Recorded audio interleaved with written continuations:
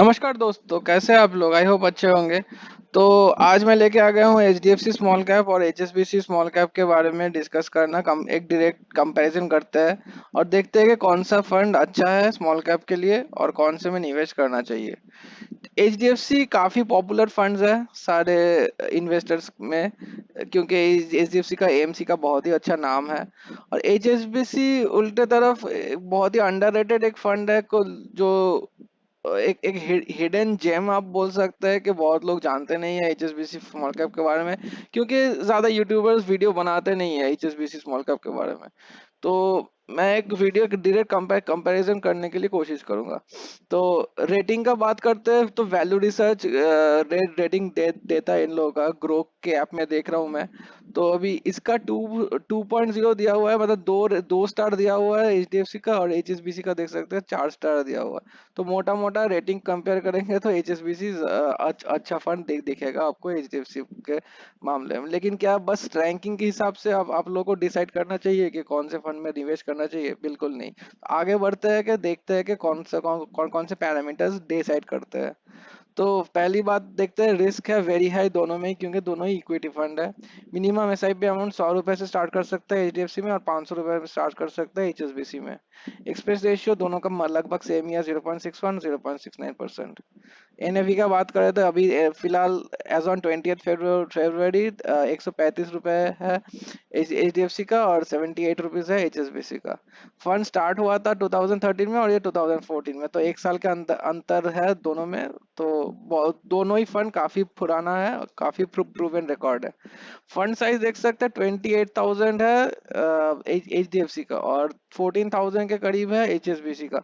तो लगभग हाफ ही है बोल सकते हैं, क्योंकि ज्यादा कवर्ड नहीं है। लोग जानते नहीं है एचएसबीसी के स्मॉल कैप के बारे में। तो ये भी एक काफी अच्छा फंड है जो कि है बहुत दिनों से। एग्जिट लोड का बात करते हैं, ओनली 1% है अगर आप एक साल के अंदर रिडीम कर लेते हैं तो एचडीएफसी का। और एचएसबीसी का है for units in excess of 10% of the investment 1% will be charge in for redemption with in 1 year. मतलब आप लोग अगर 100 रुपए लगाते हैं, अगर आप सौ पहली 10 रुपए में आपको कोई कोई देना नहीं पड़ेगा कुछ भी, ठीक है। बाकी जो 90 रुपए है, 90 रुपए के ऊपर 1% चार्ज लगेगा अगर आप लोग 1% एक साल के अंदर निकाल लेते हैं पैसा। एक साल के बाद अगर निकालेंगे तो इसमें भी कुछ पैसा नहीं लगेगा। तो मैं बोलूंगा एग्जिट लोड एचएसबीसी में अच्छा है इन कंपैरिजन टू एचडीएफसी, क्योंकि एटलीस्ट आप लोग के 10% जो पैसा है उसमें कुछ एग्जिट नोट नहीं लगेगा अगर आप लोग एक साल के अंदर ही निकालते हैं पैसा। और इसमें अगर निकालेंगे तो सारे के सारे पैसे में ही आप लोग को लग जाएगा एग्जिट लोड। रिटर्न्स के मामले में बात करते हैं, जो कि एक ब्यूटीफुल स्लाइड है। तो एक साल में बात करूँ तो 54.7 54 दोनों में ज्यादा अंतर नहीं है, 0.7% का है डिफरेंस। 3 साल में देखिए यहाँ पे 33.3, यहाँ पे 35.8, मतलब एचएसबीसी ज्यादा अच्छा परफॉर्म किया है 3 साल में। 5 साल में देखिए 25.4 26.5, तो इसमें भी ज्यादा अच्छा परफॉर्म किया एचएसबीसी। तो लगातार कंपाउंडिंग के हिसाब से अगर बोलूं कि लॉन्ग टर्म के हिसाब से एचएसबीसी देख रहेगा अच्छा परफॉर्म कर रहा है एचडीएफसी के तुलना में। तो आप लोग इस फंड को कंसीडर जरूर कर सकते हैं। प्रोज और कॉन्स के बारे में बात कर लेते हैं। थोड़ा प्रोज क्या है इसका, लोअर एक्सपेंस रेशियो, इसका भी लोअर एक्सपेंस रेशियो है, that is fine. Consistently higher returns in last 1 year या 3 इयर्स, इसमें भी 3 इयर्स में ज्यादा कैटेगरी एवरेज से ज्यादा दिया हुआ है। हायर अल्फा, इसका अल्फा है 6.54, इसका है 9.83। हायर अल्फा, जितना ज्यादा अल्फा रहता है उतना अच्छा रहता है, क्योंकि अगर मान लीजिए इंडेक्स 1% से बढ़े तो ये 6% से बढ़ेगा, और ये 10% से बढ़ेगा। मतलब जब मार्केट बुल रन में जा रहा है तो ये एचएसबीसी ज्यादा आपको रिटर्न देगा इन कंपैरिजन टू एचडीएफसी, ठीक है। और कॉन्स के बारे में बात करते हैं तो हाँ, 5 साल और 10 साल का एनुअलाइज रिटर्न कम है लो कैटेगरी एवरेज से, और इसका 1 साल और 5 साल का एनुअलाइज रिटर्न कैटेगरी एवरेज से कम है। एक साल में तो बहुत ही छोटा सा ही, मतलब इसका भी एक साल में कम होने के बावजूद इसका 50 से ज्यादा रिटर्न दिया हुआ है ये। तो इतना ये मैटर नहीं करता है। और इसका लो रेटिंग भी काफी लो है, वैल्यू रिसर्च में दिया हुआ है 2, और यहाँ पे दिया हुआ है 4, तो यहाँ पे नहीं है ये। होल्डिंग का बात करूँ तो ये टॉप 5 में है 18%, जो कि ठीक है, एवरेज है, 20% के करीबन रहता है। और ये 14% है, थोड़ा सा कम है। टॉप 20 47, ये 41। पी रेशियो देखिए 20.40, ये ठीक है इंडस्ट्री स्टैंडर्ड्स के बारे में, ये हल्का सा ज्यादा है। 31% पी रेशियो है, करीबन 20 से 25 तक रहता है तो अच्छा रहता है। पीबी रेशियो 3.14, ये 4.68, इसका भी ठीक है। 3.14 है मतलब अच्छा है इस कंपैरिजन में। टर्नओवर मतलब 6% है, इसका 18%, मतलब ये लोग ज्यादा चेंज करते हैं अपना होल्डिंग्स, इसलिए टर्नओवर रेशियो ज्यादा है इसका।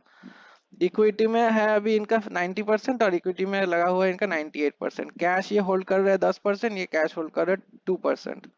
होल्डिंग्स के बारे में बात करते हैं, टॉप होल्डिंग्स है 5% का Sonata software, first source solutions, bank of Baroda, फिर eClerx services, Aster DM, और इनका है Apar industries, Brigade enterprises, Sonata software जो कि यहाँ पर भी है, कि केपीआईटी टेक्नोलॉजी के बहुत ही अच्छा अच्छा टेक्नोलॉजी कंपनी है, Birla soft, E I H. तो इंडस्ट्रीज ठीक ही है, दोनों का ही होल्डिंग्स अच्छे ही है।